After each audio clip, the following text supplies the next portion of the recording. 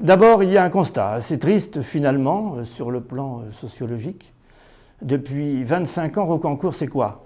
C'est une population qui vieillit, qui faiblit, ce sont des classes que l'on ferme. Ce furent aussi des promoteurs qui font leur métier et qui font tout pour mettre la main sur ce qu'il reste de terrain constructible. Eh bien, notre ZAC est né de ce constat. Après le déplacement de l'hôtel de ville, des terrains ont été mis à la vente dans des conditions peu acceptables. Et j'avais promis de ne pas abandonner le bourg. Il fallait préserver notre identité, conserver son charme et donc résister à la pression immobilière. Bref, il fallait prendre la main, maîtriser ce développement pour qu'il ne se fasse pas sans les habitants. Si l'on avait laissé faire, le bourg serait défiguré aujourd'hui du fait de la pression financière, du fait du coût du foncier. Donc il fallait aussi penser circulation, stationnement, il fallait désenclaver des parcelles rendues inaccessibles. Il fallait un aménagement de qualité, des équipements publics, des commerces de proximité. Et seule la ZAC permet de faire face à ces défis. De nombreux Rocancourtois ont connu l'exemple de Parly 2 avec des difficultés grandissantes au niveau du stationnement en particulier. Et nous nous sommes attachés à régler ce problème dès le début afin d'éviter que le bourg ne soit encombré par les véhicules. Dans le cahier des charges établi par la mairie, nous nous sommes attachés à rendre le bourg aux piétons et éviter que le stationnement ne soit trop visible, trop gênant, trop nuisible pour les habitants. La volonté de la municipalité dans la réalisation de la ZAC du bourg est de créer environ 300 logements qui permettront de retrouver le niveau de population des années 80, c'est-à-dire un peu plus de 4000 habitants. Les logements seront des logements en accession avec une petite partie de logements sociaux. Ils seront conçus de telle façon que les parcs de stationnement seront immédiatement en dessous des immeubles ou tout à fait à proximité. La typologie des logements, de façon à attirer au maximum des jeunes ménages avec des enfants, seront des appartements du type F3 ou plus, en limitant au maximum les studios et les 2 pièces. Ce programme de logement sera accompagné d'environ 4000 m² de commerce, dont un équipement d'environ 250 m² multiservices et qui permettrait de fournir aux habitants les produits de première nécessité. Les équipements publics que comportent la voirie, les placettes et les espaces verts devront être à l'échelle du bourg, c'est-à-dire des rues à l'échelle des piétons, des liaisons intimes entre le cœur de bourg et le bâti existant, et puis des percées visuelles vers la forêt de Marly et vers l'arboretum de Chèvreloup. Ces équipements seront complétés par des équipements sportifs, un terrain multisport, des aires de jeu pour les enfants, petits et grands, une aire de pétanque, et l'ensemble sera complété par une salle polyvalente ainsi que par un logement pour le futur gardien. L'ambiance recherchée devra être en harmonie avec le bâti existant, c'est-à-dire une architecture de bourg, mais en aucun cas un pastiche de l'architecture existante. Pour une ZAC, le choix de l'aménageur est essentiel. Nous avons fait ce choix à l'issue d'une compétition très ouverte, puisque à l'échelle européenne, à laquelle ont répondu divers professionnels connus et tous fort compétents. Finalement, nous avons opté pour Yveline Aménagement. Outre la compétence évidente de son équipe, Yveline Aménagement présente pour nous un avantage majeur, c'est celui de la proximité. Yveline Aménagement est une émanation du Conseil général avec lequel nous travaillons, je peux dire, main dans la main. Et avec le département, d'ailleurs, nous avions déjà signé un contrat CEDOR qui apporte une aide financière conséquente pour la création de logements neufs. Le département des Yvelines est aussi à l'initiative de la création dans notre secteur d'un établissement public foncier qui porte financièrement les terrains qui se libèrent Et nous avons d'ailleurs été les tout premiers à signer une convention avec l'EPFI. Et ce souci de proximité qui nous est si cher se traduit aussi par l'appui que nous apporte Versailles Grand Parc, qui est notre communauté d'agglomération, ainsi que le choix que nous avons fait de Versailles Habitat comme bailleur social de notre opération. Rocancourt, c'est une sacrée histoire que ce territoire.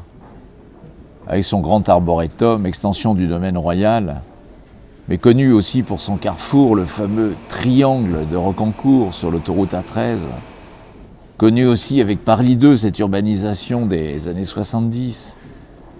Mais on connaît finalement beaucoup moins le bourg et son histoire. La question qui nous est posée, à nous architectes, urbanistes et ingénieurs de la mobilité, c'est comment transformer ce territoire.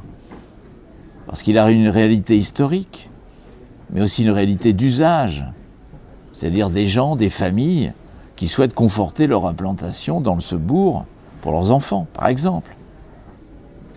Or, l'espace, il est aujourd'hui compté. Comment s'y prendre pour proposer l'échelle de projet la plus juste possible pour les habitants d'aujourd'hui et ceux de demain, qui vont avoir la chance d'y venir, d'y habiter, d'y travailler et d'y commercer. Alors, d'abord, le territoire il s'est organisé autour du domaine royal, avec l'arboretum, puis les projets de Parly 2 dans les années 70, comme je le disais. Et finalement, ce bourg de Rocancourt, qui s'est développé aussi avec le projet emblématique de Jean Dubuisson dans son parc, ce bourg, finalement, est resté un lieu abrité et n'a pas pourtant développé de centralité, de lieu de vie commune. On est vraiment dans un lieu qui a été développé autour des infrastructures, autour de la voiture. Alors comment accède-t-on à Rocancourt ? Les grandes liaisons d'accès en voiture sont déterminantes, comme je disais. l'A13 et les départementales qui sillonnent la vallée. Des bus relient ce site à la gare de Versailles-Chantier. Demain peut-être, et ça c'est important, une liaison avec la tangentielle ouest. Ce grand projet de contournement ferroviaire du Grand Paris permettra de relier ce territoire à ces futures gares du réseau Grand Paris. À l'échelle même du bourg de Rocancourt, on constate que les routes ont façonné le paysage en le segmentant. Et partant de cette échelle routière, voire autoroutière, on va donc travailler à retrouver l'organisation d'un village, d'un bourg, avec ses rues, ses espaces pour les piétons, ses allées. Essayer de retrouver cette échelle de l'espace public, de l'espace commun. Ainsi, ce bourg aux maisons qui s'épaulent les unes contre les autres, comme dans tous les villages d'Île-de-France, pourra devenir un vrai centre de vie. C'est cette volonté qui va nous conduire à des principes d'accessibilité, de fonctionnement, de vue, de prospect entre les différentes maisons, entre les différents immeubles. Le contexte du bourg, c'est aussi cette maison de retraite d'Hélice, des habitations en continu, un grand espace planté, reste de propriété du 19e, un terrain de football, un équipement communal. Ces programmes n'ont pas fait l'objet d'un projet d'ensemble. Et c'est bien le sujet qui aujourd'hui nous questionne, c'est de concevoir un projet d'ensemble. Alors ce grand espace arboré au cœur même du bourg, grâce à un étroit passage, crée un lien avec la forêt de Marly. Ces équipements sportifs et cet autre espace arboré descendent de la forêt vers une dépression au creux de laquelle jaillit une source approvisionnant l'arboretum. En suivant cette trace, enfin on constate que le terrain de football atteint la limite de ce paysage, au bord du mur de l'arboretum, limite du domaine royal de Versailles. Ces grands arbres centenaires que l'on va tout faire pour conserver incitent à composer la ville autour d'eux, tout en protégeant ce riche environnement naturel. On constate aussi qu'on peut accéder à pied à cet environnement paysager. Il existe déjà des possibilités, en passant sous les infrastructures pour rejoindre l'autre partie de Rocancourt et la forêt de Marly. On va faire en sorte de les renforcer, ces accès, pour pouvoir accéder à cet environnement boisé et à ce paysage exceptionnel. On va maintenant s'intéresser à la topographie du site. Cette coupe met en évidence une pente, depuis la rue de la Sabretage vers la rupture que constitue ce mur. Au-delà du terrain de sport, on continue à descendre jusqu'à la route départementale, puis jusqu'au mur de l'arboretum. Cette pente va permettre d'implanter au mieux les futures maisons, de manière à ménager des vues lointaines aussi bien que de proximité. Elle va aussi permettre une implantation privilégiée vis-à-vis de l'ensoleillement avec une orientation nord-sud. On réalisera ainsi une économie de 30% de consommation énergétique. Par ailleurs, ces habitations, du fait des normes en vigueur, auront une isolation de grande performance. Pour assurer un sentiment de confort, de protection, une circulation aisée, un environnement naturel aux familles, aux enfants, aux personnes âgées, aux usagers des futurs hébergements, activités et commerces, il va nous falloir créer sur ces sites de nouveaux usages. On va créer une véritable entrée dans le bourg avec le réaménagement du sens giratoire. On va ensuite supprimer cette voirie de type routier qu'on va remplacer par 2 rues nouvelles avec leur stationnement associé. Elles vont irriguer une première zone, immeubles d'activité, de commerce, d'hébergement, de logement, s'aligneront en bord des nouvelles rues, continuant ainsi la ville existante. Parallèlement à la RD 307, véritable entrée dans le quartier, cette nouvelle voie sera traitée comme une voie urbaine, avec du stationnement sur face, mais avec un traitement privilégié de trottoirs en pavé qu'on retrouvera à l'intérieur du cœur de bourg, comme dans un village. Pas d'alignement d'arbres sur cette nouvelle voie, mais des bosquets, dans l'esprit de ceux de la forêt de Marly. On rentrera ensuite dans un cours planté. Conçu comme un grand jardin, il proposera des espaces calmes, sorte de petits salons de verdure avec des espaces de jeux pour enfants et une noue traitée comme une grande prairie. Ce sera donc un espace dédié aux piétons et à la nature. On stationnera sous le programme immobilier, en parking souterrain, et les voitures rouleront au maximum à 15 km/h, comme dans les allées d'un parc. On va donc retrouver un espace beaucoup plus calme, apaisé. Le concept de quartier nature y prendra tout son sens, avec un traitement des sols et un choix de la palette végétale donnant l'impression naturelle, impression mais réalité. Le sol sera ainsi traité en pavé, à joie enherbé. Les arbres ponctueront librement les espaces publics. Pas de bordure, pas de limite franche. On est véritablement dans un village.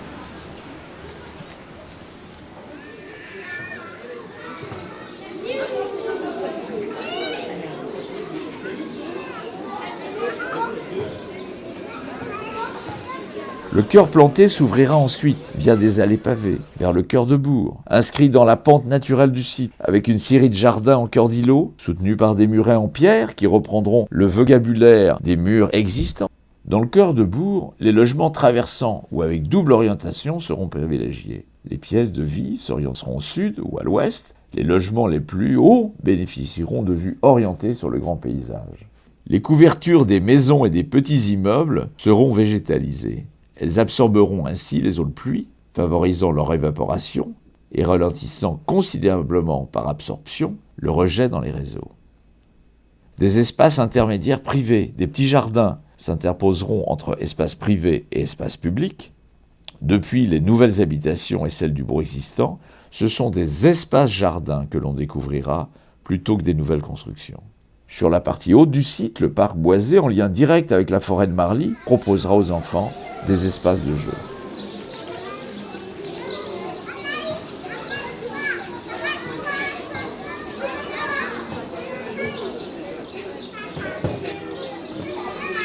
Cette organisation des séquences de parcours va conduire à rendre aux piétons la majorité de l'espace du cœur de bourg et à créer des cheminements depuis les arrêts de bus de la ligne B sur la rue de la Sabretache. Les grands axes de circulation qui cernent le bourg génèrent bien sûr d'importantes nuisances sonores, et cela depuis fort longtemps. C'est pourquoi les maisons accolées, qui s'épaulent comme dans un village, qui bordent la haie 186, ont cherché à fermer leurs façades sur route et se sont plutôt ouvertes sur les jardins intérieurs. On reprendra ce principe en créant un minimum d'ouverture vers les lieux de nuisances sonores. Au bord du grand axe départemental, la dénivelée entre route et cœur de bourg est importante. Une protection acoustique spécifique s'impose, sous la forme d'un mur, qui délimitera ainsi le domaine. Le rideau d'arbres obtenu par renforcement de la végétation, déjà fourni le long du talus, contribuera à l'impression de confort acoustique. Les circulations douces, les allées plantées, le parc central, les jardins intermédiaires, les terrasses végétalisées, les vues et les accès vers les grands paysages environnants, les économies d'énergie, la protection acoustique vont contribuer à l'évolution des usages qui permettra aux habitants de retrouver les qualités d'un vrai quartier nature. L'attention apportée à ce qui existe déjà le souci de la continuité avec la ville existante, le rééquilibrage piéton-voiture, participeront à cette renaissance de l'identité de lieu, comme si ce projet avait toujours existé.